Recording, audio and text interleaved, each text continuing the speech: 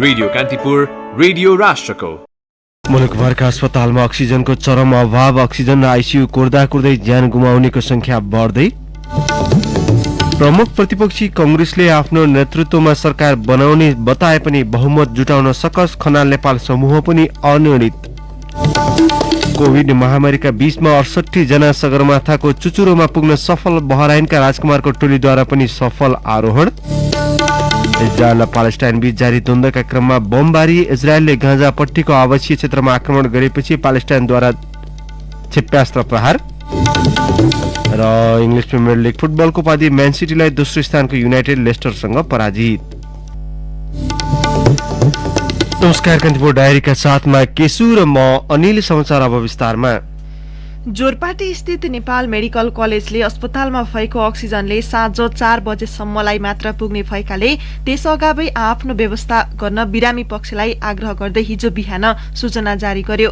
Oxygen उपलब्ध हुन नसक्ने भएकाले बिरामीलाई डिस्चार्ज गर्न लागि जानकारी नगरपालिका, प्रहरी र स्वास्थ्य मन्त्रालयलाई समेत गराएको सूचनामा उल्लेख थियो। सूचनापछि उपचाररत कोरोना संक्रमित र उनका आफन्त आत्तिए। एक संक्रमितका आफन्तले भने राति पनि अक्सिजन चाहिने जति दिएन, बिहान त अक्सिजनै सकिने सूचना आयो। नेपाल मेडिकल कलेजको अस्पतालमा अक्सिजन सपोर्टमा 79 संक्रमित उपचाररत थिए। भनसुन गरेर र पालो कुरेर बल्ल बेड पाएकाहरू धेरै थिए। सो सूचनापछि बन्दोबस्त मिलाएर 12 जना अन्यत्रै गएका छन्, जसमा आइसियुमा उपचाररत 1 जना कोरोना संक्रमित पनि छन्। संक्रमितको संख्या हरेक दिन बढे पनि अक्सिजन पाउने समस्या भएपछि भर्ना भएका बिरामीलाई पनि डिस्चार्ज गर्नुपर्ने अवस्थामा पुगेको अस्पतालका निर्देशक डाक्टर राजेश किशोर श्रेष्ठले बताउनुभयो। ललितपुरको नेपाल मेडिसिटी अस्पतालले पनि अक्सिजन अभावकै कारण थप संक्रमित भर्ना लिन छाडेको भन्दै हिजो विज्ञप्ति जारी गरेको छ। मेडिकेयर, हेल्पिङ ह्यान्ड्स, भारत मैत्री र दीर्घायुले अक्सिजन नभएकै कारण बिरामी लिन सक्ने अवस्था नरहेको भन्दै आइतबार नै विज्ञप्ति निकालेका थिए। मेडिकेयर अस्पतालका प्रशासकीय प्रबन्धक हरिभक्त सिग्देलले भन्नुभयो, अक्सिजन दिनुपर्ने बिरामी भर्ना लिन सकिएको छैन। अक्सिजन सहज नभई बिरामी लिँदा अप्रिय घटना हुन्छ, त्यसैले अक्सिजन सहज नभएसम्म जटिल खालका बिरामी लिन सक्दैनौ। सरकारी अस्पतालमा पनि अक्सिजन अभाव छ। त्रिवी शिक्षण अस्पतालमा उपचाररत एक संक्रमितले अक्सिजन नपाएपछि जोहो गरिदिन सामाजिक सञ्जालमा आह्वान नै गरेका थिए। अक्सिजन र आइसियु नपाएर कोरोना संक्रमितले ज्यानै गुमाउने क्रम बढेको छ। बुटवलमा मात्रै पछिल्लो 24 घण्टामा आकस्मिक कक्षमा कुरिरहेका 8 जनाको मृत्यु भएको छ। त्यहाँ स्थित कोरोना विशेष अस्पतालमा सोमबारदेखि हिजो मध्याह्नसम्म 10 जनाले ज्यान गुमाएका छन्। चिकित्सकका अनुसार तीमध्ये 8 जनाले आइसियु बेडको प्रतीक्षामा आकस्मिक कक्षमै प्राण त्यागेका छन्। सबैले सामान्य बेड समेत पाएका छैनन्। भुइँमै अक्सिजन चढाइएको थियो। ज्यान गुमाएकाहरू रूपन्देही, कपिलवस्तु, नवलपरासी र प्युठानका रहेको अस्पतालले जनाएको छ। आइसियु चाहिने बिरामीलाई डिस्चार्ज गर्न नमिल्ने र आफन्तले विकल्प खोजी गर्दा पनि नपाएपछि उपचारकै क्रममा मृत्यु हुने गरेको अस्पतालका सूचना अधिकारी डाक्टर विष्णु गौतमले जानकारी दिनुभयो। कञ्चनपुरको महेन्द्रनगर स्थित महाकाली अस्पतालको आकस्मिक कक्षमा शय्या अभावमा भुइँमै उपचार गर्नुपर्ने अवस्था आएको छ। आइसियु, एसडियु र अन्य वार्ड भरिएपछि संक्रमितलाई आकस्मिक कक्ष र बाहिरै राखेर उपचार भइरहेको छ। अस्पतालका covid focal person doctor Govind रोकायाले भन्नुभयो, भित्र राख्न अक्सिजन पनि छैन, बेड भरि भराउ छन्, बाहिर पनि भुइँमै राखेर उपचार भइरहेको छ। उहाँका अनुसार इमर्जेन्सी वार्डका 12 बेडमा 28 जनाको उपचार गरिँदैछ। अधिकांशलाई अक्सिजन दिइएको छ। बिरामीको चाप बढेपछि अक्सिजनको पनि हाहाकार हुन थालेको छ। अहिले यहाँ आइसियु, एसडियु वार्ड र इमर्जेन्सीमा गरी 80 जना संक्रमितको उपचार भइरहेको छ। संक्रमितका लागि बनाएको 50 बेड क्षमताको उपचार केन्द्रमा 60 जना भन्दा बढी छन्। कोरोना संक्रमणबाट हिजो 225 जनाको मृत्यु भएको छ। यो सँगै कोरोनाबाट मृत्यु हुनेको संख्या 4084 पुगेको छ। हालसम्म कुल संक्रमित संख्या 4,13,083 रहेको छ। यो आँकडासँगै मृत्यु दर 0.99% देखिएको छ। हिजो नै 9,483 जना संक्रमित थपिएका छन्। अब सक्रिय संक्रमितको संख्या 97,008 पुगेको छ। 1,084 जना आइसियुमा र 290 जना भेन्टिलेटरमा उपचाररत छन्। 89,914 संक्रमित होम आइसोलेसनमा रहेको स्वास्थ्य मन्त्रालयले उल्लेख गरेको छ। उपत्यकाका 3 जिल्लामध्ये काठमाडौँमा 29,144, ललितपुरमा 6,559 र भक्तपुरमा 4,519 जना सक्रिय संक्रमित छन्। एमाले नेता एवं बागमती प्रदेशका सांसद पशुपति चौलगाईको पनि कोरोना संक्रमणका कारण हिजो निधन भएको छ। कोरोना संक्रमित भएपछि उहाँ 5 दिनदेखि मनमोहन अस्पतालमा उपचाररत हुनुहुन्थ्यो। सर्वोच्च अदालतले कोरोना महामारीका कारण उत्पन्न प्रतिकूल परिस्थितिबारे सम्बोधन गर्न सर्वपक्षीय समिति गठन गर्न सरकारका नाममा अन्तरिम आदेश जारी गरेको छ। कोरोना महामारीका कारण उत्पन्न परिस्थितिका कारण नागरिकले आधारभूत सेवा पनि नपाएको भनी दायर रिट निवेदनमाथि सुनवाई गर्दै सर्वोच्चले आदेश जारी गरेको हो। आदेशमा भनिएको छ, सम्बन्धित सरोकारवालाको प्रतिनिधित्व समेत हुने गरी एउटा कार्यसमिति निर्माण गरी उल्लेखित समस्याको समाधान प्रभावकारी ढंगले गराउनु भनी अन्तरिम आदेश जारी गरिदिएको छ। कोभिड महामारीले चौतर्फी असर गरिरहेका बेला केही निजी अस्पतालले भने कमाउ धन्दा शुरू गरेका छन्। महामारीका बेलामा सर्वसाधारणलाई सहुलियत दिनुको साटो चर्को शुल्क असुलेको पाइएको छ। जिल्ला प्रशासन कार्यालय काठमाडौँको अगुवाईमा वाणिज्य आपूर्ति तथा उपभोक्ता संरक्षण विभाग, औषधि व्यवस्था विभाग, स्वास्थ्य सेवा विभाग र प्रहरी सहितको संयुक्त अनुगमनले अस्पतालै पछि फरक शुल्क असुल्ने गरेको भेटिएको छ।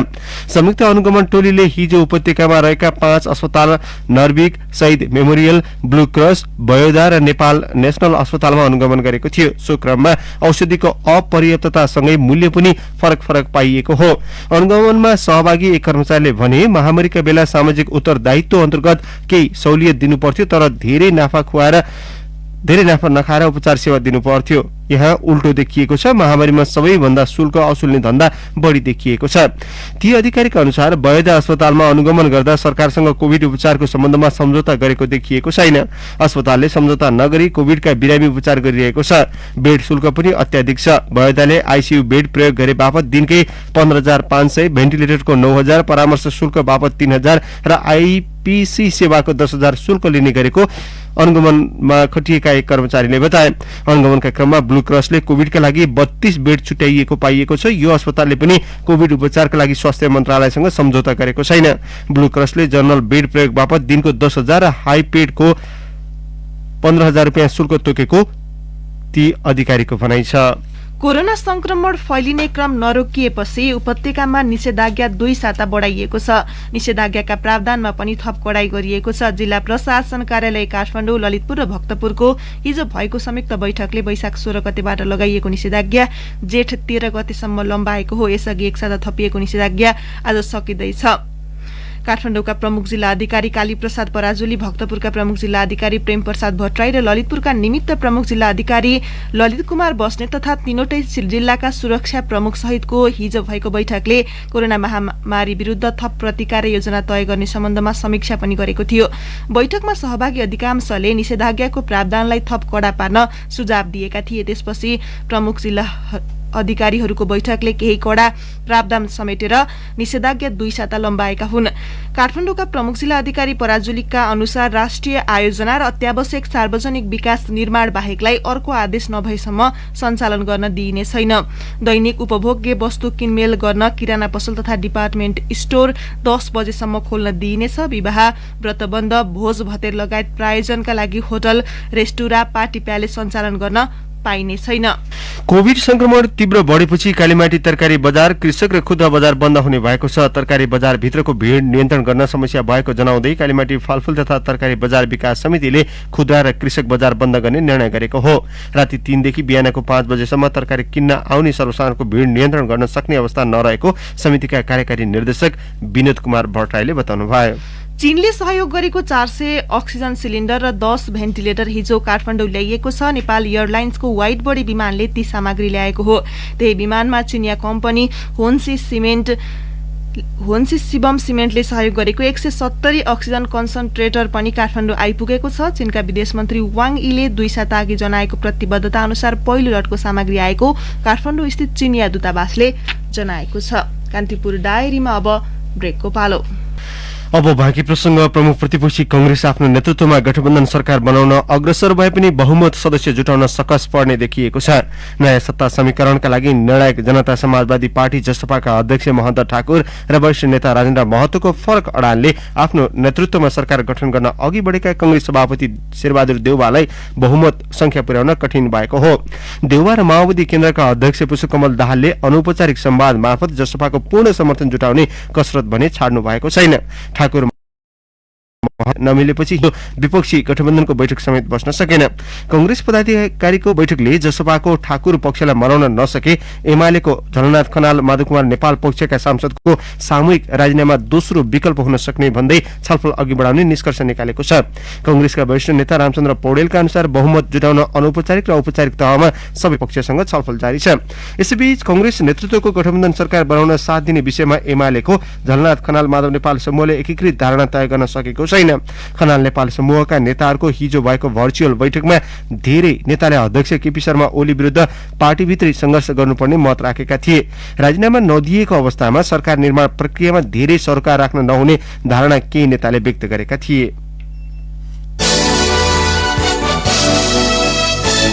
कान्तिपुर डायरीमा अब कान्तिपुर सविस्तार। कान्तिपुर सविस्तार। नेपालमा राजनीतिक रूपमा अविच्छिन्न रूपमा धेरै उतार चढाव आइरहेका छन्। व्यवस्था परिवर्तनपछि पनि नसुध्रिएको राजनीतिक संस्कारका कारण नेपाली राजनीतिमा पुरानै नेतृत्व सत्ता र नेतृत्वको केन्द्रभागमा रहेका छन्। परिवर्तित विश्वमा अनेकन अभ्यासहरू प्रचलनमा आइसके पनि नेपाली राजनीति पुस्तान्तरणको दिशामा अघि बढ्न नसक्दा परम्परागत धर्राबाटै अघि बढ़िरहेको छ। मुलुकको राजनीति पछिल्ला 3 दशक यता सीमित व्यक्तिहरूकै वरिपरि केन्द्रित छ। मुलुकको राजनीतिमा लामो समयदेखि केही व्यक्ति मात्र निर्णायक तहमा छन्। अहिले काम चलाउ हैसियतमा पुगेका प्रधानमन्त्री केपी शर्मा ओलीले मुलुकको बागडोर सम्हालेको यो दोस्रो पटक हो। कांग्रेस सभापति शेरबहादुर देउवा 5औं पटक मुलुकको कार्यकारी बन्ने दाउमा छन्। माओवादी केन्द्रका अध्यक्ष पुष्पकमल दाहाल पनि 2 पटक सत्ताको नेतृत्वमा पुगिसके। बहालवाला प्रधानमन्त्री बाहेक नेपालमा अहिले 6 जना पूर्व प्रधानमन्त्रीहरू जीवित छन् र उनीहरू सबै सक्रिय राजनीतिमा छन्। हरेक हिसाबमा मुलुकको राजनीति यिनै नेताहरूको सेरोफेरोमा घुमिरहेको छ। राजनीतिमा शुद्धिकरण र नयाँ नेतृत्वको बहस पटक पटक हुने गरे पनि व्यवहारमा त्यसो नहुँदा मुलुकको सकारात्मक परिवर्तन धीमा गतिमा छ। तर जब मुलुकमा राजनैतिक संकट चुलिन्छ त्यति बेला पुस्तान्तरणको चर्चा भने दोहोरिरहन्छ। राजनीति शास्त्रका प्राध्यापक एवं विश्लेषक भीम सुब्बा संस्कारयुक्त राजनीतिको अभ्यास हुन नसकेकाले नेपालमा पुस्तान्तरणको विकास हुन नसकेको बताउँछन्। राजनीतिक संस्कार विकसित भएको राष्ट्रमा मात्रै पुस्तान्तरणको सवाललाई चाहिँ अलिकति लोकतान्त्रिक ढंगले पुस्तान्तरण गर्ने काम गरिन्छ। जहाँको राजनीतिक संस्कार चाहिँ प्रजा राजनीतिक संस्कृति हुन्छ, जहिले तहिले शक्तिको नजिकमा रहिरहने जुन एउटा सीमित राजनीतिक संस्कार प्रजा राजनीतिक संस्कृति जुन हुन्छ त्यो जबसम्म रहिरहन्छ समाजमा तबसम्म पुस्ता हस्तान्तरण गर्ने भन्ने लोकतान्त्रिक अभ्यास रहँदैन। सुब्बाको भनाइमा कांग्रेस नेता गगन थापा पनि सहमत छन्। तर नेतृत्व चयनको प्रक्रिया परिवर्तन नभएसम्म त्यसको कल्पना असम्भव हुने थापाको तर्क छ। संसदीय व्यवस्थाभित्र राजनीतिक दलहरू जो क्रियाशील छन् त्यो राजनीतिक दलभित्रको नेतृत्व चयन गर्ने अहिलेको हाम्रो व्यवस्था यो रहने बेलासम्म हामीले चाहेर पनि यो कुराहरू बदलिन्न। किनकि प्रत्येक राजनीतिक दलभित्र त्यही नेतृत्व स्थापित पुनर्स्थापित भइरहेको छ र उनीहरू जबसम्म पार्टीको मुख्य नेतृत्व दलको नेता हुने अवस्था रहन्छ त्यो बेलासम्म यो त हाम्रो मनको इच्छा मात्र रहन्छ। त्यसको लागि हामीले आफ्नो पार्टीभित्रको नेतृत्व आफ्नो पार्टीको सम्मेलनहरूबाट बदल्न सक्नुपर्छ। जुन कुराको प्रयत्न हामी गरिरहेका छौँ सकिरहेका छैनौँ। 2062-63 को जनआन्दोलनपछि नेपालमा 10 जना प्रधानमन्त्री र 1 जना मन्त्री परिषद अध्यक्ष भए। ती मध्ये अधिकांशले दोहोरिएर मुलुकको कार्यकारी भूमिका निर्वाह गरिसकेका छन्। जनआकांक्षालाई सम्बोधन गर्न सबै असफल सिद्ध बनिसके। तर पनि न त युवाले नेतृत्वमा दाबी गरिरहेका छन् न त पहिलो पुस्ता शक्ति हस्तान्तरणका लागि नै तयार देखिएका छन्। नयाँ सरकार गठनका लागि पहिलो पुस्ताका तीनै नेताहरू नेतृत्वका लागि पहल गरिरहेका छन्। राजनैतिक विश्लेषक सुब्बा यो राजनैतिक चरित्रलाई ट्र्याकमा ल्याउन नेतृत्व हस्तान्तरण सँगै नागरिक समाज पनि जिम्मेवार बन्नुपर्ने बताउँछन्। हरेक नागरिक समाज चाहिँ बढी जिम्मेवार हुँदैन तबसम्म त राजनीतिक नेताले त शक्तिको नजिक रहेर सीमित खालका राजनीतिक संस्कारको त विकास गर्छ नै गर्छ। अहिलेलाई तत्काल त्यस्तो ठूलो परिवर्तनको आश गर्ने कुनै राजनीतिक वयस्कता अथवा पोलिटिकल मेच्युरिटीको अवस्था चाहिँ म कुनै देख्दिन त्यस्तो। युवा पुस्तामा मुलुकको राजनीति प्रति वितृष्णा बढ्दै जाँदा लामो समयदेखि पुस्तान्तरण प्रयोगको चाहना स्वाभाविक पनि हो। एमाले नेता शेरबहादुर तामाङ युवा नेतृत्व दल तथा मुलुकको नेतृत्व लिन मानसिक रूपमा तयार नभएकाले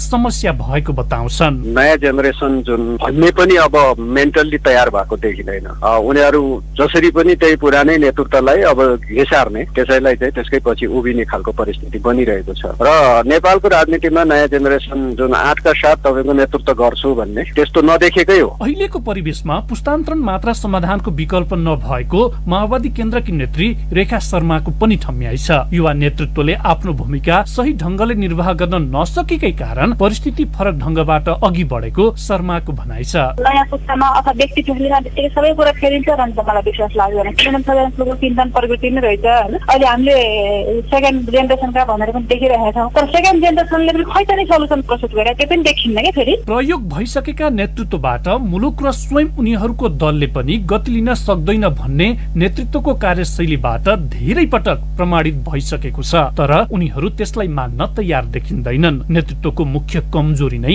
यही हो। आफू रहँदा सबै ठीक, नरहँदा के होला भन्ने संशयकै उपज नेतृत्व हस्तान्तरण हुन नसकेको हो। यो परिस्थितिको अन्त्यका लागि दोस्रो पुस्ताको नेतृत्वले अहिलेबाटै दबाब दिन जरुरी भइसकेको छ। रेडियो कान्तिपुरका लागि प्रकाश पाठक। कान्तिपुर सविस्तार।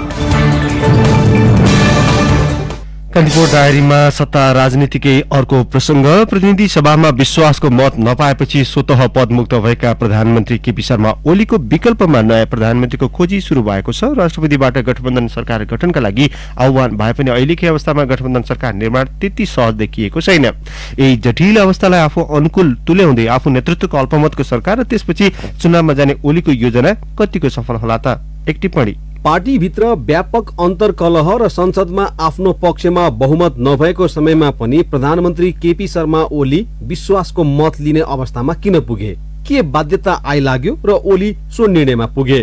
धेरैलाई आश्चर्यमा पार्दै राजनीतिका सातिर खेलाडी ओलीले बाँकी 2 वर्ष आफ्नै नेतृत्वमा सरकार चलाउने वा मुलुकलाई निर्वाचनमा जान बाध्य पार्ने र त्यसको नेतृत्व आफैले गर्ने मनसायले सो कदम चालेका हुन्। त्यसैको छनक प्रधानमन्त्री ओलीले हिजो संसद बैठकमा दिए। प्रतिनिधि सभाको माया भए मलाई विश्वासको मत देऊ। बाँकी 2 वर्ष सत्तारोहण गर्ने ओलीको गेम प्लान संसदमा विश्वासको मत लिन चुकेबाट फेल खाइसकेको छ। तर मुलुकलाई निर्वाचनमा होम्ने र चुनावी सरकारको नेतृत्व आफैले गर्ने उनको मनसुबा जीवित मात्र होइन, थप बलशाली हुन पुगेको छ। जनता समाजवादी पार्टीका नेताहरूलाई एकै ठाउँमा उभिन नसक्ने अवस्थाको सिर्जना गर्नुमा पनि ओलीकै हात छ। मधेसका माग पूरा गर्ने कामको थालनी गरे जस्तो गरेर महन्त ठाकुर र राजेन्द्र महतोलाई कम्तीमा आफू विरुद्ध नजाने वातावरण ओलीले अलि पहिले नै निर्माण गरिसकेका थिए। त्यही भएर पनि ठाकुर र महतो लगायत पूर्व पार्टी राजपाका सांसदहरू विश्वासको मतको चुनावमा तटस्थ बस्ने अवस्था आयो। राष्ट्रपतिले संविधानको धारा 76(2) अनुसार गठबन्धन सरकार निर्माणका लागि समय सीमा सहित आह्वान गरिसकेपछि जसपाको मत निर्णायक हुनेमा कुनै दुविधा छैन। संसदमा हाल कायम रहेको सांसद संख्या 271 मा बहुमत पुर्याउन कांग्रेस र माओवादी केन्द्र मात्रै मिलेर पुग्दैन। सिंगै जसपा एकै ठाउँ उभिने अवस्थामा मात्रै गठबन्धनको सरकार बन्ने हो। कथम कदाचित एमालेको माधव नेपाल खेमाले सांसदबाट राजीनामा दिने आत्मघाती निर्णय गर्यो भने मात्र अहिलेकै अवस्थामा जसपाको एउटा धार बिना सरकार बन्ने हो। आफ्नो राजनीति खरानी बनाएर ओलीसँग प्रतिशोध साध्न मात्रै एमाले जन त्यो कठोर एवं अप्रिय निर्णयमा पुग्दैनन्। विश्वासको मत लिने दिन नै उनीहरूले सामूहिक राजीनामाको अस्त्र प्रयोग नगरेका होइनन्। आफ्नै खेमाभित्र विरोध भएपछि नेपाल समूह वीरतापूर्वक 2 कदम पछि हटेर संसदमा अनुपस्थित रहने निर्णयमा पुगेको हो। राजनीति आफैमा गणितीय जोड घटाउ मात्र होइन, यो त सम्भावनाको खेल पनि हो। त्यसैले भनिएको हो, राजनीति कहिल्यै सरल रेखामा हिँड्दैन। ओलीलाई यति हेका नहुने कुरै भएन। अहिलेको अवस्थामा एमाले बाहेकको गठबन्धन भ्यागुताको धारनी हो भन्ने ओलीले राम्ररी बुझेका छन्। कांग्रेस सभापति शेरबहादुर देउवा अहिले पनि चुनावको पक्षमा छन्। चुनावी सरकारको नेतृत्व गर्ने आफ्नो योजना सफल नभए कोरोनाको महामारी नियन्त्रण गर्न नसकेको अपजसको भारी सामु सत्ताको नेतृत्व उनका लागि पनि प्रिय हुन सक्दैन। ओलीकै नेतृत्वमा चुनावमा जाँदा कांग्रेसलाई खासै हानि छैन, तर ओली नै नेपाली राजनीतिका निर्विकल्प नेता हुन् भन्ने सन्देश जनतामा प्रवाह हुन्छ कि भन्ने डर मात्रै देउवालाई हो। नत्र अलोकप्रियताको शिखरमा रहेको सत्तारूढ दलले संसद विघटन गरेर चुनावमा जान निर्णय गर्दा प्रतिपक्षी दल दुखी हुनुपर्ने केही छैन। प्रतिनिधि सभाको विश्वास नभए पनि त्यसको बनोट र अङ्कगणितले फेरि एकपटक नेपालको राजनीति र सत्ता समीकरणलाई ओलीकै ओरपर घुमाएको छ। हिन्दीमा एउटा कहावत छ, हारेर पनि जित्नेलाई बाजीगर भनिन्छ। ओलीले संसदमा पाउन नसकेको मत कतै बाजीगर बन्नका लागि त होइन। रेडियो कान्तिपुरका लागि पवन आचार्य।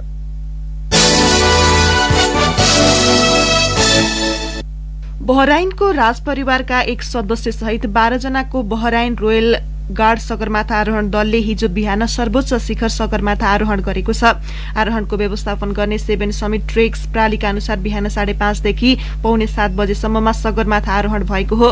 आरोहण दलमा राजपरिवारका सदस्य शेख मोहम्मद हमाद मोहम्मद अल खलिफा बाहेक अन्य 11 जना त्यहाँको रोयल गार्डमा कार्यरत सैनिक हुन्। यो टोलीले गत वर्ष असोजमा लकडाउनका बेलामा लोबुचे र मनासलु हिमाल आरोहण गरेको थियो। 7 समिटका अनुसार राजपरिवारका सदस्य शेख मोहम्मदको राहदानीमा प्रिन्स राजकुमार उल्लेख गरिएको छ। यो आरोहण दलसँगै 26 जना शेर्पा गाइडहरूले पनि चुचुरोमा पाइला राखेका छन्।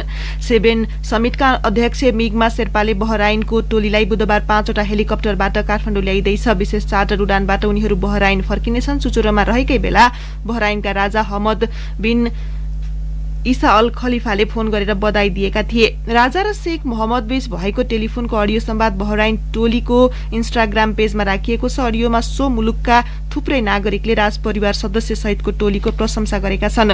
मंगलबारै नेपाली हेलिकप्टर पाइलट शोभित गौचनले पनि सगरमाथा आरोहण गरेका छन्। उनी सगरमाथा आरोहण गर्ने पहिलो नेपाली पाइलट भएको 7 समिटले जनाएको छ। कान्छो पाकिस्तानी आरोही सहित 68 जनाले पनि सगरमाथामा पाइला राखेका छन्।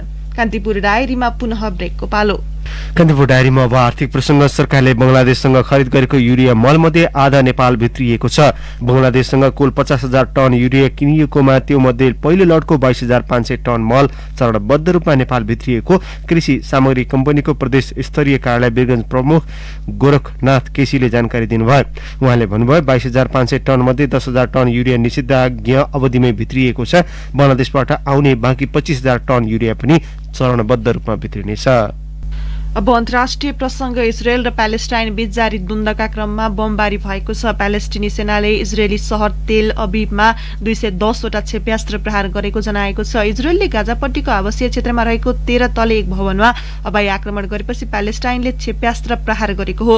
बमबारीमा परि हिजो पनि दर्जन बढीले ज्यान गुमाएका छन्। युद्धका क्रममा 2 दिनमै 38 जनाको मृत्यु भइसकेको छ। 35 प्यालेस्टिनी र 3 इजरायलीले ज्यान गुमाएको अधिकारीहरूलाई उद्धृत गर्दै रोयटर्सले जनाएको छ। इजरायल र प्यालेस्टाइन बीचको यो हवाई द्वन्द्व सन् 2014 मा गाजामा भएको युद्ध यताकै सबैभन्दा ठूलो भएको बताइएको छ।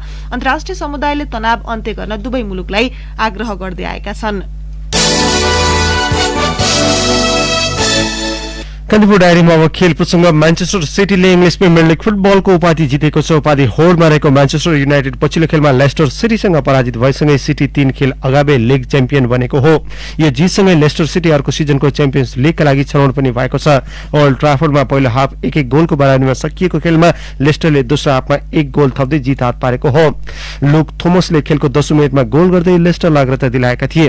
15औं मिनेटमा मासन ग्रिनवुडले गोल गर्दै युनाइटेडलाई बराबरीमा पुर्याए। 66 मिनेटमा चार्ल्स सुएन्जुले गोल गर्दै लेस्टरलाई जित दिलाएका थिए। घरेलु मैदानमा लेस्टर विरुद्ध बल पोजिसनमा पकड बनाए पनि युनाइटेडले थप अवसरको सदुपयोग गर्न पनि सकेन। यो जितसँगै लेस्टरले 36 खेलबाट 66 अङ्क जोडेको छ। ऊ तालिकाको तेस्रो स्थानमा छ। समान खेलबाट 70 अङ्क जोडेको युनाइटेड दोस्रो स्थानमा कायम छ। 3 चरणका खेल बाँकी रहँदा म्यान्चेस्टर सिटीले शीर्ष स्थानमा 10 अङ्कको अग्रता लिँदै उपाधि जितेको हो। गैराती नै साउथह्याम्पटनले क्रिस्टल प्यालेसलाई 3-1 गोल अन्तरले पराजित गरेको छ। यो जितसँगै साउथह्याम्पटन 40 अङ्कमा तालिकाको 14औं स्थानमा उक्लिएको छ।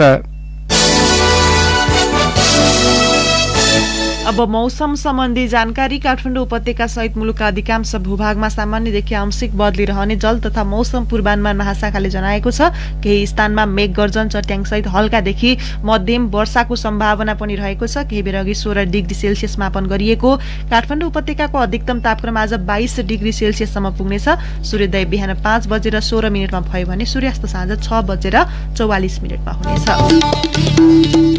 प्रसङ्गसहित कान्तिपुर डायरीको यो बुलेटिन अहिलेलाई यही सकिन्छ। साथी केशु र म अनिल बिदा माग्छौं। नमस्कार।